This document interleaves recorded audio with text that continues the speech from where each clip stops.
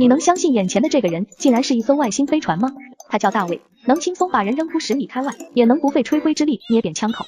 喝酒、跳舞、教书、印钞票，无所不能。飞船运行分工明确，1号总指挥负责统领大局，2、3、4号负责辅佐。这天，飞船降落在地球上，只不过降落方式有点特别。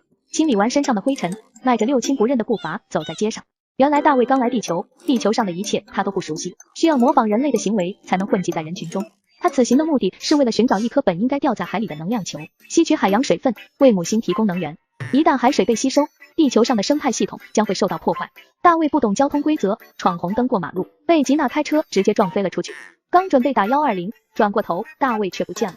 来到隐秘处，1号派人检查飞船，耳朵舱门打开，一个1寸来高的小人从里面降了下来。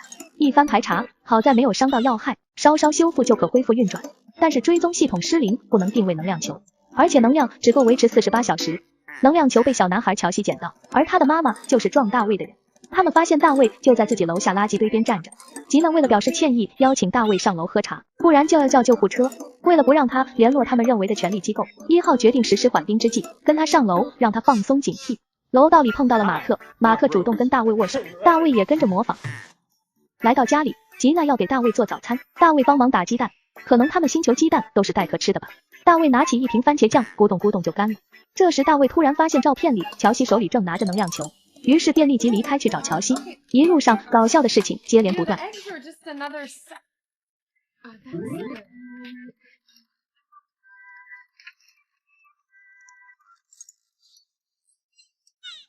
这个男人是一艘外星飞船，为了寻找能量球，努力的适应地球上的生活，居然还学人亲嘴。大卫来到服装店，准备换一身时髦的衣服，没有钱付款，拿手一扫描就能像印钞机一样大量出钞，甚至硬币都能产出，只不过味道可能有点大。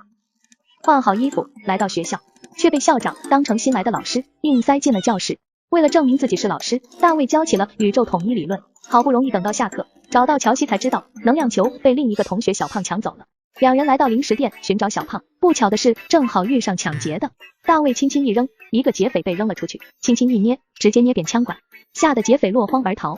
乔西把大卫当成了大英雄，虽然没有找到小胖，但是明天是吉娜的生日，他们要去游乐园，小胖也会去。另一边警察正在调查不明物坠落事件，只见警察扫干净尘土，倒入模具，取出来一张大卫的脸部模型就出来了。警察认定是外星人，于是开始查找大卫。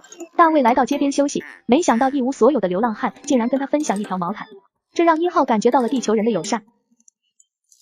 第二天，大卫3人来到游乐场，玩起了过山车，看似平静的表情下，隐藏着一飞传人的尖叫。他的嘴就像是一个无底洞，一个又一个热狗整个被吞下。来到厕所，扑通扑通，可羡煞隔壁的便秘者。出来正好看到小胖在欺负乔西，大卫抓起小胖一阵摇晃，轻轻松松就拿到了能量球，吓得小胖直喊找妈妈。为了感谢乔西的帮助，1号决定为吉娜庆祝生日，但遭到2号反对，因为觉醒的感情会给飞船带来毁灭。1号觉得权威受到挑战，将2号赶了出去。来到舞厅，超嗨的氛围让4号五性大发，换下身体僵硬的1号，开始了他的表演。然而此时2号策反了士兵，谋权篡位，把1号抓了起来。外面警察也找到了大卫，把他带到了警局。此时2号开启了武器系统，直接开始狂轰滥炸，直接冲出了警察局。这艘飞船换了老大，直接开启武器系统，狂轰滥炸。3号偷偷溜出，放了1号。1号被地球人的友爱感动，决定不再吸取海水，并想办法拯救母星，也不允许2号伤害地球人。但是刚到主控室就被2号丢出了飞船，两人开始了一场巨人国冒险。小狗口香糖成了他们巨大的阻碍，3号被口香糖粘在马路中间，车来车往，还好轮胎上的凹槽饶了他们一命。两人乘坐塑料袋热气球、雨刷器大摆锤，成功的荡上了飞船。但这个时候飞船能量不足，只好拦下一辆计程车来代步。打上计程车，来到自由女神像前。2号刚要扔出能量球，1号正好赶到，控制另一只手，施展出双手互搏之术。争夺之中，能量球滑落，掉入海中，疯狂地吸食着海水。1号赶回主控室，没想到这里大部分人都爱上了地球，不愿意毁掉它。1号顺利夺回操控权，用最后1%的能量拿回了能量球，扔向了太空。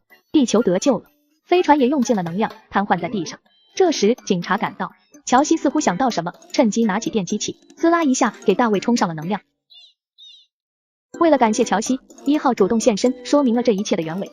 原来是2号副手抢下了飞船，才发生刚才的一切，跟大家道别，然后启动飞船准备离开。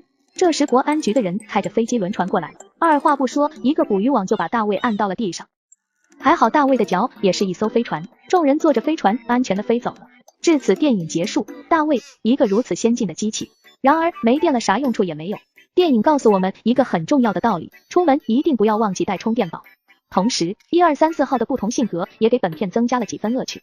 本片虽然剧情上有些漏洞，但至少故事线比较清晰。喜欢这类电影的朋友可以点赞关注，以后还有更多好看的电影带给大家。